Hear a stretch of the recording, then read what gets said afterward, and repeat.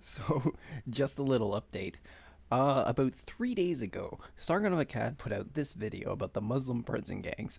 But before, in the very beginning of the video, he ends up addressing the Tommy Robinson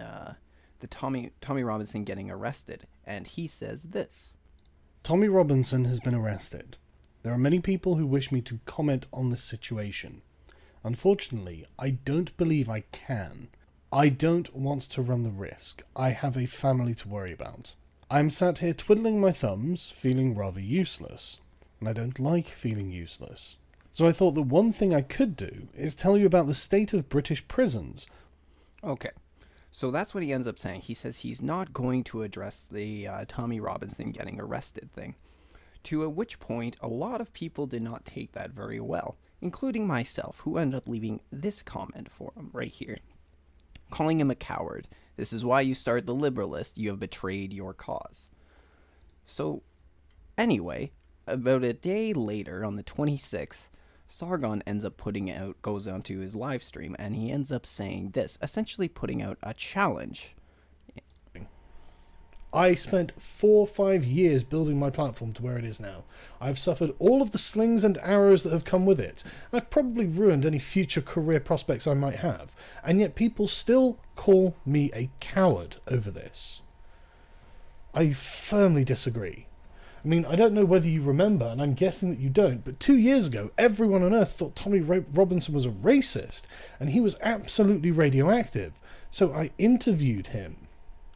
And he changed my mind. I didn't think he was racist. I have stuck my neck out more times than I can count. For years. Do not call me a coward. If you think that I'm a coward, I will be in Hyde Park tomorrow.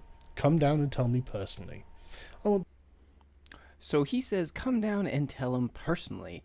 Now, I have no reason to actually believe that he was addressing me personally on this. There were a few other people that probably on different social media accounts said the same thing. And then there was also about 9 people or something like that that ended up giving me the thumbs up on my comments. So I was not the only one who was upset about this. But he made a pretty general call out to anybody about coming to say it to his face. Now, obviously, he's in the UK. I'm in Canada. I can't just jump onto a plane, go over there to call him that. But I tried picking up his challenge. I ended up sending him a message on a few different platforms, and one of them being Facebook.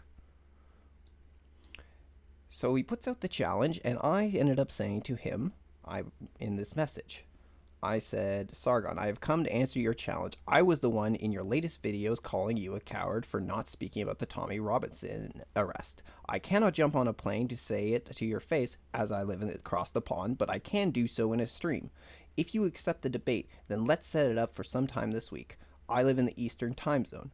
So I got a response from Sargon that said, no, I am busy in that time frame. Blustering bravado loses wars, but it would make you feel better in the immediate. Stop acting like a woman, attempting to fulfill your passion, and go read 50 Shades of Grey. And my response I gave him today was just, your choice, but don't put out a challenge if you won't pick it up. You know where to find me if you change your mind. So I just think it's funny that the this big YouTuber guy who's got about almost 800,000 subscribers on his account and over 100,000 on his live stream account, who has really been on the forefront of the internet culture for years now, is apparently, after putting out a challenge, backing down. He says he doesn't have the time, but to me this just seems like an excuse. I'm no threat to Sargon of Akkad. I've got some just shy of 600 subscribers. He has about 10,000 times the subscriber count I do. But he put out the challenge, and I was willing to pick it up since I was one of those people who called him a coward. I just think this is a long way to fall for Sargon of Akkad. He really has changed in 2018. Ever since his Richard Spencer debate, he has really been flaky. He says he's not going to debate the alt-right anymore. He's not going to engage with a lot of the people who are considered his opponents or detractors. And now he's not even going to debate me on the subject. He really is just becoming what he railed against for so long. he is becoming a snowflake because all he does is puts out his videos in his channel, and then he won't engage with anybody who says anything different than him, anybody who has any criticism of him, and he goes on his streams with all of his other Sargonites and liberalists who say that who pretty much just back him up, tell him that he's right in every situation, tell him how perfect and great he is in every situation. He really is joined himself in a hug box. He even won't engage with Jim, Mr. Medicare, anymore because Mr. Medicare has slapped him time and time and time again. I understand. I understand if some of these bigger YouTubers he wouldn't want to engage with. But I just think it's funny that a guy with less than 600 subscribers is apparently a threat to him. He probably would just say it's not worth his time. I mean, he said he was busy during this week. I would have gladly set it up for later. But my only advice to Sargon is don't put out a challenge if you're not going to pick it up. He was the one who said, come say it to my face. So I was prepared to. But he's not prepared to hear it. This is the only thing I'm really going to say on the subject because I'm not going to dwell on this too long. I just thought it was funny.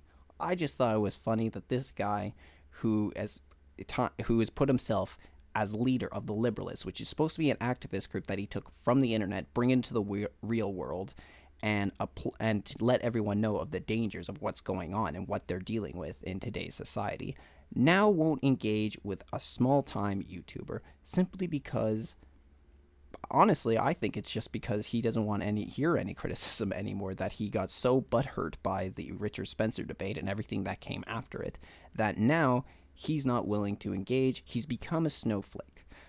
He is. There's a quote that comes to mind from the Dark Knight movie, which is, "You either die a hero or you live long enough to see yourself become the villain."